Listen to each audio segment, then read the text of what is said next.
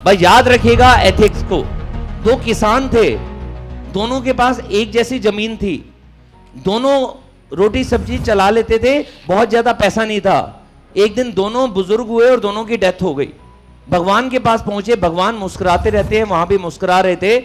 एक किसान से पूछा, बता कैसी थी जिंदगी? वो तेरे को दोबारा धरती पर भेज रहा हूं, बता कैसी थी जिंदगी? कह रहे बेकार थी जिंदगी, सारी जिंदगी काम करना पड़ा, बड़ी मुश्किलें आई, बड़ी दिक्कत आई, मुश्किल से घर का गुजारा होता था, ये क्या जिंदगी दे रखी थी। भगवान कहते हैं चाहता क्या है? कहते हैं मैं चाहता हूं कि मेरे को किसी को कुछ ना देना पड़े, सभी लोग मुझे ही दें बस। कह रहे तथास्तु, जा धरती पर। दूसरा किसान जो उनका पड़ोसी था, जिसके पास सेम जमीन थी, उससे पूछा कि कैसी थी जिंदगी? कह रहे बहुत बढ़िया जिंदगी थी, एक अच्छा परिवार था, खूब मेहनत करके घर का हमारा गुजारा चलता था, और आपका शुक्रिया, बस एक कमी थी। भगवान ने कहा क्या कमी थी? कहता है कोई भी हमारे घर में आता था, मैं उनको खिलाता था कुछ, लेकिन कभी कभी इतनी तंगी होती थी कि उनको खिला नहीं पाता था। भगवान चाहते हैं, क्या चाहता है? कह रहा है कि अगला जन्म मुझे दे रहे हो तो ऐसा जन्म देना कि मैं जिंदगी भर मेरे द्वारे पर कोई आए तो मैं उनको दूं, उनके आगे मना ना करूं। भगवान कह रहे हैं तथास्तु। जब वो बड़े हुए तो जो पहला वाला बंदा था, जो कह रहा था मुझे सिर्फ चाहिए, वो वहां का सबसे बड़ा भिखारी बन गया। और जो दूसरा था, जिसके घर पे कोई आए तो वो उनको खिलाए, तो वो वहां का राजा बन गया। तो जो देने वाला होता है वो राजा बनता है। ये एथिक्स हैं इनके अंदर, इसलिए आज अक्षय और दिग्विजय यहां पर है। जोरदार तालियां होनी चाहिए इनके लिए। तो क्या बनना चाहते हो, भिखारी या राजा? तो राजा बनना चाहते हो तो हमेशा देने वाले बनो, हंसी दो, प्यार दो, आशीर्वाद दो, टाइम दो, उनका साथ दो। जब आप लोगों को दोगे, वो भी आगे बढ़ेंगे और आप भी आगे बढ़ेंगे और आप राजा कहलाओगे। तो बनाना चाहते हो अपना नाम? ध्यान रखिएगा, याद रखिएगा, जितने भी टॉप लीडर्स आगे बैठे हैं, सबके पास कोई ना कोई ऑफर आती है। मेरे पास भी कई ऑफर आती हैं कि मेरे साथ ज्वाइन करना चाहते हैं, मेरे साथ ज्वाइन करना चाहते हैं। मैं तब तक तहकीकात करता हूं जब तक कि मैं बिल्कुल निश्चिंत ना हो जाऊं। और मैंने ज्यादा नहीं तो करीबन 100 से ज्यादा बंदों को वापस किया है। उन बंदों को दिया है जो ज्वाइन नहीं भी थे, लेकिन किसी मीटिंग में आ गए किसी और के साथ, तो मैंने उन्हीं को वापस दिया है तहकीकात करने के बाद। कईयों को हफ्ते के बाद, कईयों को 10 दिन के बाद, मैंने अपने साथ ज्वाइन नहीं करवाया। ये कल्चर होना चाहिए हमारी टीम के अंदर। सो आप ऐसा कल्चर बनाने के लिए तैयार हो? यस। याद रखिएगा, एथिक्स का मतलब सिर्फ कोचिंग करना नहीं है। कई बार होता है हम क्रॉस लाइनिंग कैसे करते हैं कि अपनी टीम के सामने तो अच्छी अच्छी बातें, दूसरी टीम के सामने यार मोदी केयर में बड़ी दिक्कत है, यार आज ये वाला जो है ना, आज का जिम कॉर्बेट, बड़ी दिक्कत आई, बड़ी परेशानी आई, हॉल था लेकिन गर्मी थी, पसीने निकल रहे थे, मेरे भी निकल रहे हैं, मैंने अभी भी कोट पहन रखा है। कोई बात नहीं यार, कोई बात नहीं, गर्मी में ही सोना तपता है। याद रखिएगा, जो हीरा होता है ना, वो शेप लेता है ना, उसको बहुत सारा झेलना पड़ता है, कटिंग होती है तभी वो हीरा बनता है, ऐसे नहीं बनता है। तो कई बार हम ना क्रॉस लाइनिंग कैसे करते हैं कि दूसरे को नेगेटिव करके। एक बार यमराज जी आए धरती पर और वृंदावन गए। वृंदावन जा रहे थे तो उन्होंने देखा एक उल्लू लटका हुआ है। उन्होंने उल्लू की तरफ देखा, मुस्कुराया और आगे चल दिए। और जब भी कोई काम ऐसा होता है, पीछे नारद जी हमेशा होते हैं। नारद जी पीछे पीछे आ रहे थे, वो देखा उल्लू कांप रहा है। उन्होंने कहा उल्लू क्या हुआ? कह रहा है वो यमराज जी मेरे पास आए, मुस्कुराए और फिर चले गए। कह रहा है मुझे पता है कि यमराज वृंदावन में ना 2 दिन रहेंगे, तू एक काम कर, मथुरा चला जा, मथुरा। वो उड़कर मथुरा चला गया। आगे यमराज के पास गया नारद जी। नारद जी ने कहा यमराज जी आप उल्लू को क्यों डरा कर आए हो? कह रहे मैं सोच रहा था ये उल्लू की मृत्यु 2 दिन बाद मथुरा में है, ये वृंदावन में क्या कर रहा है? तो उसे मथुरा किसने पहुंचाया? नारद जी ने। उसका कोई मतलब ही नहीं है नारद जी का, उन्होंने किसी की जान नहीं लेनी है, वो बस देखते रहते हैं कि क्या चल रहा है, क्या चल रहा है, क्या चल रहा है। वो उस चक्कर में क्रॉस लाइनिंग कर गए। भेजा तो मथुरा में है लेकिन उसकी डेथ वहीं पर लिखी हुई थी। तो दोस्तों, क्रॉस लाइनिंग नहीं करेंगे। अब तो तेज बोल दो यार, पक्का? जाने से पहले एक चीज याद रखिएगा कि अगर इंडिया की बात करें, इंडिया में मेजोरिटी क्या है, 90% लोगों का घर कैसे चलता है? एक ही बंदे के ऊपर। मैं रहता हूं फरीदाबाद में, दिल्ली एनसीआर में सबसे ज्यादा पढ़ी लिखी महिलाएं हैं, सबसे ज्यादा इंडिया में। उसके बावजूद मेजोरिटी किसकी है? होम मेकर की। होम मेकर काम मैं और कोई भी जेंट्स नहीं कर सकता। होम मेकर काम बहुत बड़ा काम होता है। घर का संभालना, पेरेंट्स को संभालना, बच्चों को संभालना, घर का ध्यान रखना, कपड़ों का ध्यान रखना, रिश्तेदारों का ध्यान रखना। तो पहले तो होम मेकर के लिए तालियां बजा लेते हैं। लेकिन याद रखिएगा, फिर भी दिल्ली एनसीआर के अंदर ज्यादातर घर एक ही बंदे के कमाने से चलते हैं। घर में अगर वाइफ का ध्यान रखना है, घर का ध्यान रखना है, घुमाना है, शॉपिंग करनी है, कोई लोन है, कार का लोन, घर का लोन, एजुकेशन है, बच्चों की बिल है, बिजली का बिल, पानी का बिल, बच्चों की फीस है, पेरेंट्स का ध्यान रखना है, एक ही कमाते हैं और पूरा घर चलता है।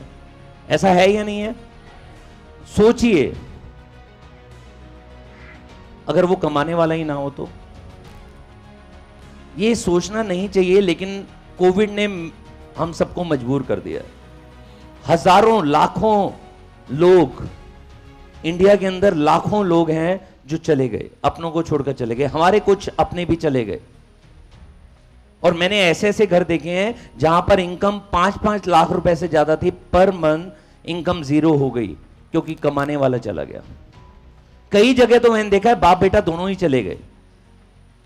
तो भगवान ना करे, लेकिन ये चीज कभी कल्पना की है कि कमाने वाला ही ना रहे तो क्या घर का लोन माफ हो जाएगा, कार का लोन माफ हो जाएगा, बच्चों की फीस माफ हो जाएगी, क्या बिजली का बिल नहीं आएगा, पानी का बिल नहीं आएगा? लेकिन हम मोदी केयर कर रहे हैं। मोदी केयर में ये रॉयल्टी हमेशा मिलती रहती है। आज वीरू जी हमारे बीच में नहीं है, उनको 2 साल हो गए हैं।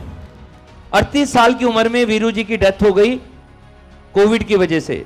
जयपुर में हमारे साथी मशीन चलाते थे, सिलाई करते थे, लेडीज टेलर थे, 8वीं पास थे, लेकिन जुनून से 5 साल ये बिजनेस किया। 5 साल बाद उनकी डेथ हो गई 38 साल की उम्र में। 2 बेटे, दोनों स्कूल के अंदर। आज वीरू तो वापस नहीं आ सकता, वो हमारे दिलों में हमेशा थे, हैं और रहेंगे, लेकिन उनका घर कैसे चलेगा? आज वीरू की वाइफ को और उनके बच्चों को हर महीने की 5 से 7 लाख रुपए इनकम मिल रही है। ये है मोदी केयर। अभी वीरू की वाइफ संजू भाभी 25 लाख रुपए की नई गाड़ी लेकर आई हैं। ये है मोदी केयर। 1 करोड़ के घर में शिफ्ट हो चुकी हैं। ये है मोदी केयर। मोदी केयर की रॉयल्टी हमेशा के लिए साथ रहती है। सिर्फ 5 साल जुनून से काम किया उन्होंने। तो मोदी केयर के लिए और वीरू भाई के लिए एक बार तालियां बजा लेते हैं।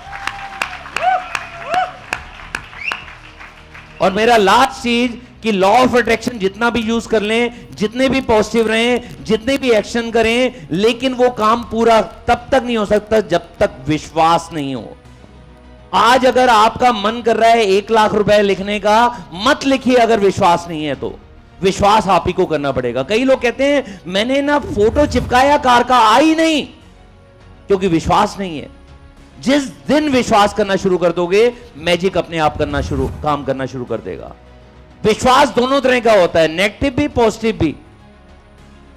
जैसे अमेरिका के अंदर एक बंदे को फांसी लगानी थी, साइंटिस्ट ने कहा रिसर्च करते हैं, इसे फांसी नहीं देते, इसे नाक से डसवाते हैं, काले कोबरा से डसवाते हैं। उसको बता दिया गया कि इस डेट को तेरे को कोबरा से डसवा दिया जाएगा। तो वो बंदे को एक दिन पहले खाना खिलाया कि कल सुबह 7 बजे तेरे को कोबरा से डसवाएंगे, तेरे को फांसी नहीं दी जाएगी। अगले दिन उसके ऊपर काली पट्टी बांध दी गई और उसको डसवाया, लेकिन कोबरे से नहीं, 2 पिन लिए उसी शेप में जिस तरह से कोबरा के डंक होते हैं, और उसे चुबा दिए गए। और थोड़ी देर के बाद उस आदमी की डेथ हो गई। थोड़ी देर बाद डेथ हो गई। उसके आगे काली पट्टी बांध रखी थी। उसका विश्वास क्या कह रहा था कि मुझे तो कोबरा ने काट लिया। और मजेदार बात, एक्सपेरिमेंट यहीं खत्म नहीं हुआ, उसका पोस्टमार्टम हुआ। पोस्टमार्टम में पता चला उसके शरीर में जहर था। अब ये जहर कहां से आया? ये इतना पावरफुल है, इसने सोच लिया मुझे डसा है तो जहर भी आ गया। तो नेगेटिव सोचोगे तो नेगेटिव इतना स्ट्रांग हो जाता है कि अपने आप होना शुरू हो जाता है। जहर अपने आप आना। आप सोचोगे दूध में से मक्खन निकलता है, नहीं निकलता? किसी ऐसे बंदे से पूछो जिसने कभी भी दूध में से मक्खन निकलता हुआ नहीं देखा, उससे बोलो इसमें मक्खन निकाल, वो हाथ डालेगा, कहेगा कोई नहीं है मक्खन। लेकिन दूध से मक्खन तक का एक प्रोसेस है, वो प्रोसेस को जो अपनाता है वो मक्खन का स्वाद चखता है।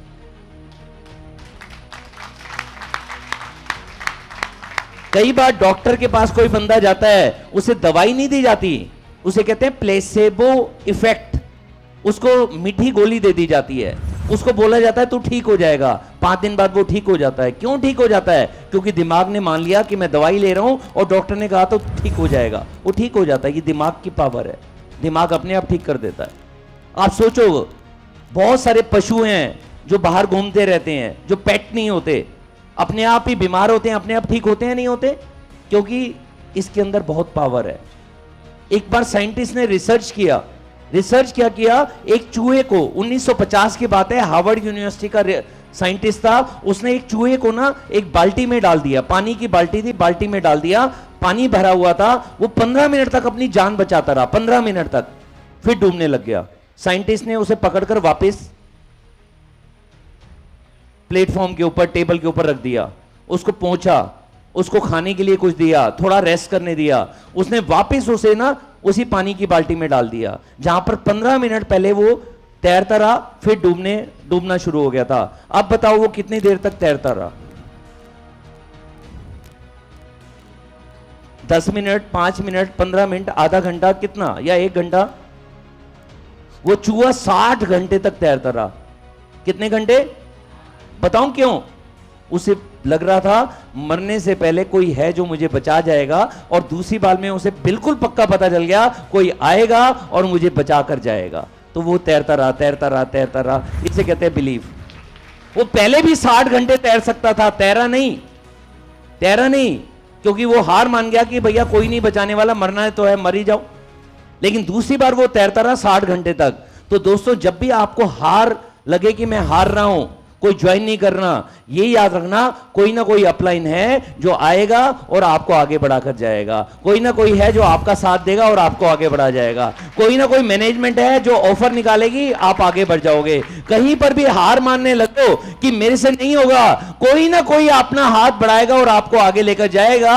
आप विश्वास रखना सिर्फ अपने ऊपर, आप विश्वास रखना अपने अपलाइन के ऊपर, आप विश्वास रखना मोदी केयर के ऊपर, आप विश्वास करना समिति सर के ऊपर, आप विश्वास करना मैनेजमेंट के ऊपर। आपको हारने नहीं देगी। अगर आपको अपने पर विश्वास है, आपको टॉप तक पहुंचाने की गारंटी ये लेने के लिए तैयार है।